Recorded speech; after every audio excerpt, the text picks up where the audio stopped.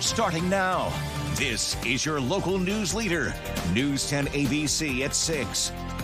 This month marks 80 years since the first Nazi concentration camp got liberated by the Allied forces during World War II. Now, for many of the survivors still with us, the memory of the Nazi atrocities is still very vivid. A group of them from New York City recently visited the Catskills. It was a rare chance for them to put those memories aside, to reflect and enjoy the beauty of upstate New York while bonding with fellow survivors. News 10 ABC's Zion Dakota has their story. At Hudson Valley Resort in Kerhonkson, Ulster County, came a sisterhood of women traveling from Brooklyn.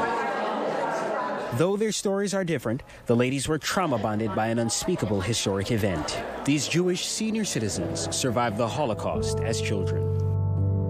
My mother from 11, nobody survived.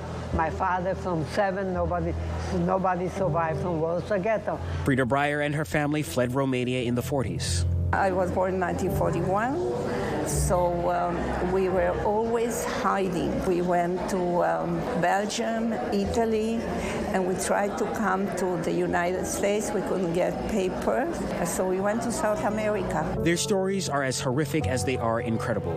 Lillian Feintuch and her mom were put on a train bound for Auschwitz to be exterminated. Miraculously, it broke down. And the tracks were bombed, and that's why I'm here today. Lillian and others escaped, but they were later spotted by a Nazi. And all of a sudden, I look up and I see this Nazi running towards us. And I said, oh my God, this is the end of us. And I said my last prayer in Hebrew, whatever, Shema, whatever it is. And then instead of coming to the adults, which is a little further away from me, they came to me. He came to me. And he's standing, and I'm shivering.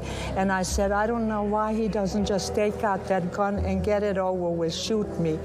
And instead of that, he starts to cry.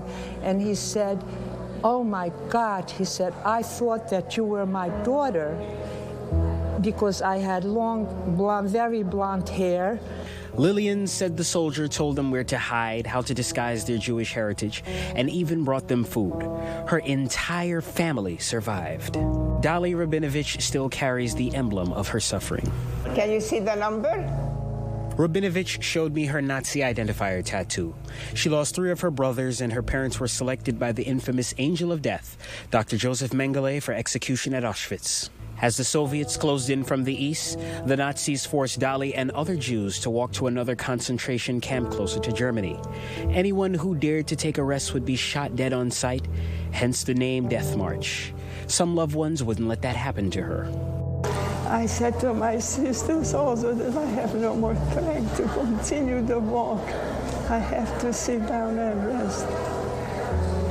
They knew what's going to happen to me. So they held me up and they dragged me the rest of the way.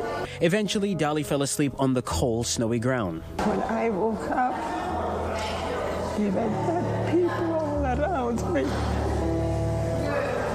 You survived. These survivors were brought together by the Blue Card. Founded in 1934, the nonprofit organization provides financial assistance to Holocaust survivors and victims of Nazi persecution in the United States. We have like 3,000 people whom we serve. Donor funded, Blue Card assists with anything from medical care and psychotherapy to monthly checks for members below the poverty line. This is a big message to us, that we are not forgotten, just because we suffered years ago. I attended a day of their week-long Catskills retreat aimed at bringing survivors together. From sharing lunch to baking traditional challah bread. First thing to do is pinch the top together. This is challah bread. Challah bread. You got to kind of accent it in. Challah. And so the survivors learned a traditional Jewish dance, a proud embrace of the heritage, their heritage, that the Nazis tried to erase. Zion joining us. This one of the stories a little farther we usually go for a story, but I know you wanted to make this trip to what's other takeaways you had from the experience meeting these women?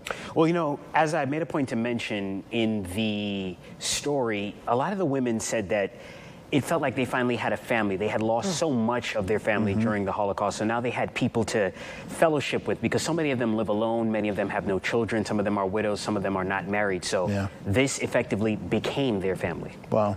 And they each instinctively know what the other lived through and survived. Yes, they had similar experiences, so it was easy for them to bond. And the Blue Card provides so many services for survivors. They always need help. If you want to find out how to help, you can go to our website at news10.com, and you'll see a link to the Blue Card where you can read more about the services that they provide. I'm glad you brought us that story. Yeah, Thank you, Zion, Zion. thank you so much.